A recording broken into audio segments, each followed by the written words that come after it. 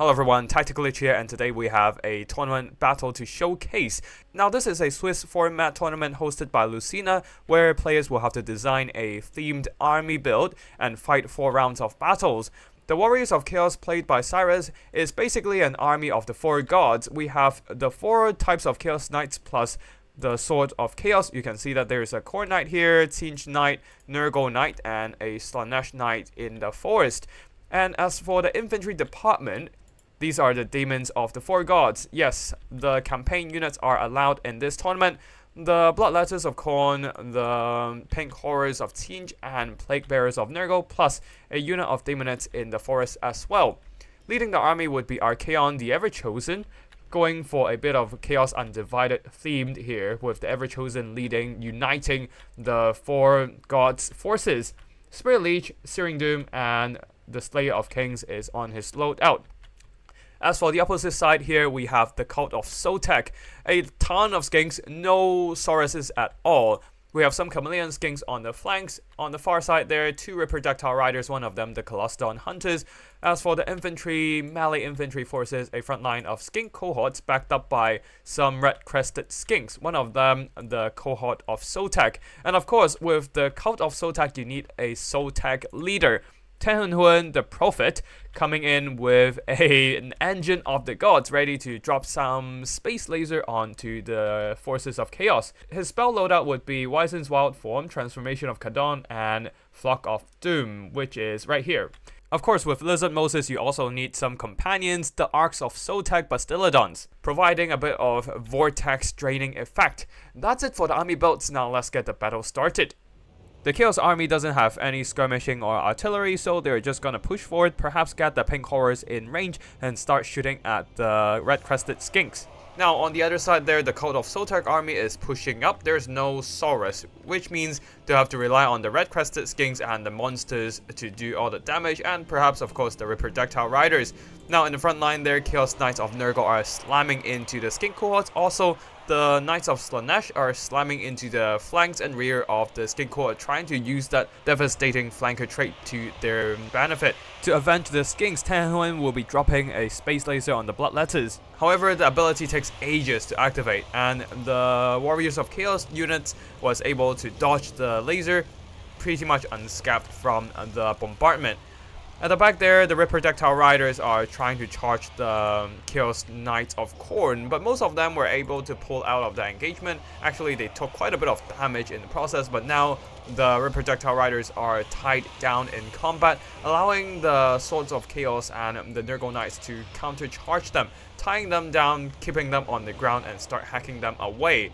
In the front line there, Bloodletters have engaged in combat, Archaon dropping a Searing Doom to thin out the unbreakable cohort of Sotek. Since they're unbreakable, you have to fight them or kill them off either way, so might as well thin them out with a bit of magic bombardment. The Tzeentch Knights are moving over to surround Tan Hun, helping out the Chaos Knights of Khorne, routing off the skink cohort support, leaving Tan Hun alone in this fight, but he is fine for now with 130 armor plus a bit of ward save. He'll be tanking this just fine. In the front line there, we can see Archaon and the Sword of Chaos, Chaos Knights of Nurgle are all surrounded by a ton of red-crested skinks, 2 of the Bastillodon, and even a Feral Manticore summon from Tan Hun. The Chaos Knights are all taking pretty noticeable damage at this point, because we also have the Arc of Sotek dropping in that vortex ability to drain away the health of surrounding enemies, and over time this damage really builds up. At the back there, the 2 Reproductile Riders are diving down, hoping to hunt down the Chaos Knights, but unfortunately they're quite fragile themselves and are taking pretty noticeable damage in this prolonged melee fight. While over here, the Chaos Knights of Nurgle and Swords of Chaos have taken noticeable damage over time, but also able to break off the red-crested skink. The Swords of Chaos should probably be able to rout off the red-crested once and for all, but it will take them some time to do so because they're not exactly the quickest cavalry. The Nurgle Knights are also broken off, but Archaon himself is standing firm. The Bloodletters will be moving in to provide a bit of infantry support, while Archaon continuously hacking apart the Bastillodon Arc of Sotek. Both of them are now down to half health. Most of the damage definitely done by Archaon. Almost at 1000 gold worth of damage value, plus he has been dropping a ton of Searing Dooms all over the place. Definitely doing some solid work. Another space laser is dropping in, trying to aim for the blood letters, I believe, but probably did more friendly fire to the skin cohorts. If anything, it's fine, I guess, because skin cohorts are quite cheap, while the blood letters themselves are now fading away, all thanks to that laser damage. With the blood letters gone, Chaos is slowly running out of infantry support. Pretty much it's just the Daemonids providing support to Archaon, and Archaon soloing everything in the vicinity. He is now duking it out with Tan Hun, but noticing there are still some red projectiles around with their armor piercing, it can be a threat if they surround him, so he'll be spirit leeching the rest of their HP away. Now some very loyal Slanesh Knights are holding back the Bastillodon so that Archaon can focus on his duel against Tan Hun. Tan Hun might have the blessings of Sotek, but Archaon with the Slayer of Kings and superior melee stats, 80 melee attack, 60 melee defense versus Tan Hun at 36 attack, 32 defense. Archaon managed to cut Tan Hun down to less than half HP while he himself barely taking any damage, still almost at full health. At the back there, Bastillodon dropping in yet another Arc of Sotek Vortex, draining away the last bit of health from the Daemonids.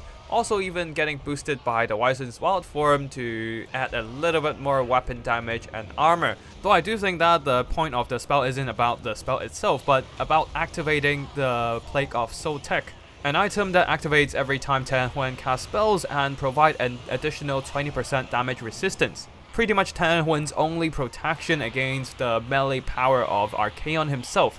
The poison does help quite a bit to lower the damage output of Archaon, buying more time for Tan Hun, but at the same time, Archaon is just spamming Spirit Leech onto the Lizardman army because there's no healing.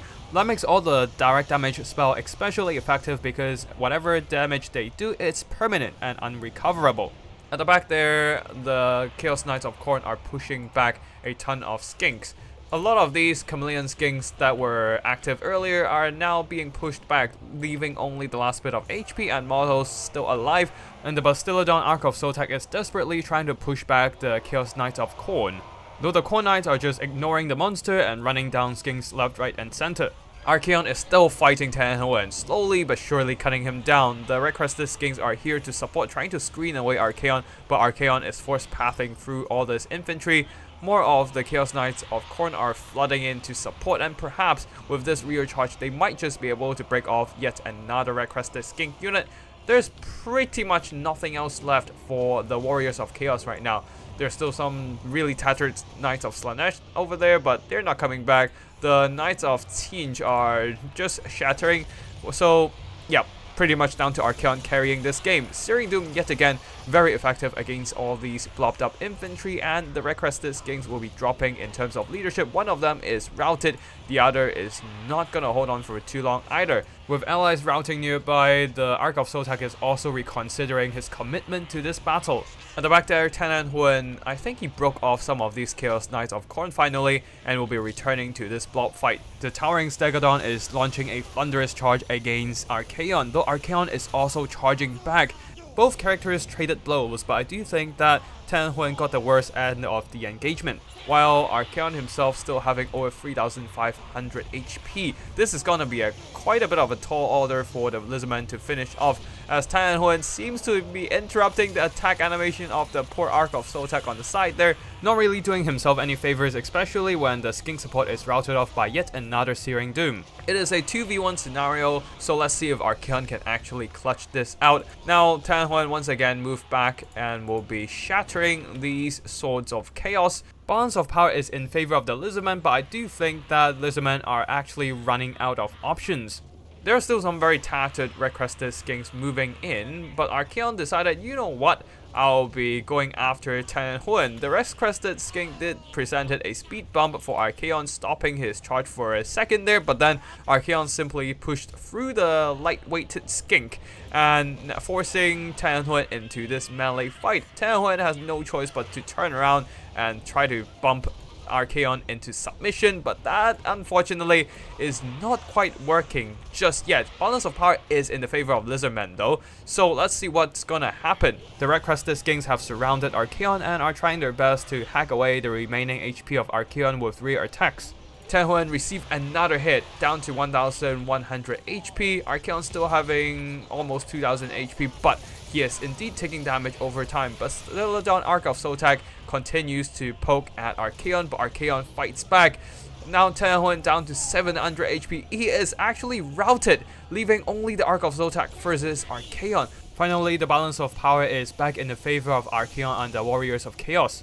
Arc of Sotek trying to go after Archaon, but now Archaon is going straight after Tenhuen. He knows that if he slays Tenhuen, he will be able to win this game with army losses.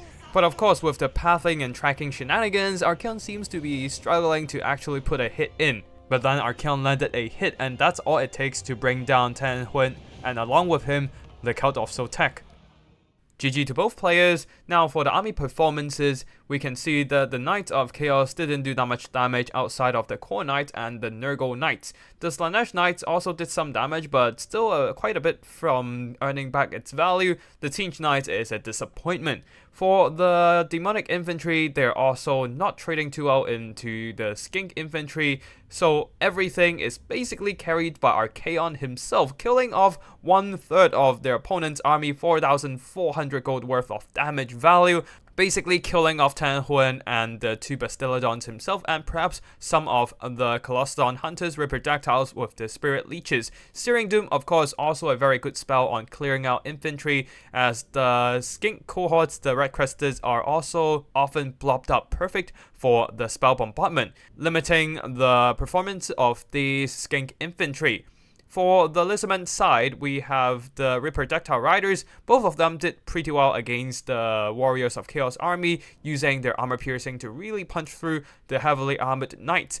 The Bastillodon Arc of Sotek were able to drain away the health of the surrounding Chaos Knights, although, unfortunately here, despite their best efforts, they just can't finish off Archaon, who is such a good duelist with great melee stats and even single entity targeting direct damage. Anyways, that's it for today's battle. I hope you all enjoy it. And if you want to see more Total War Warhammer multiplayer action, be sure to subscribe to my channel. Thank you for watching, and I'll see you in the next one. Tactical Lich, signing out.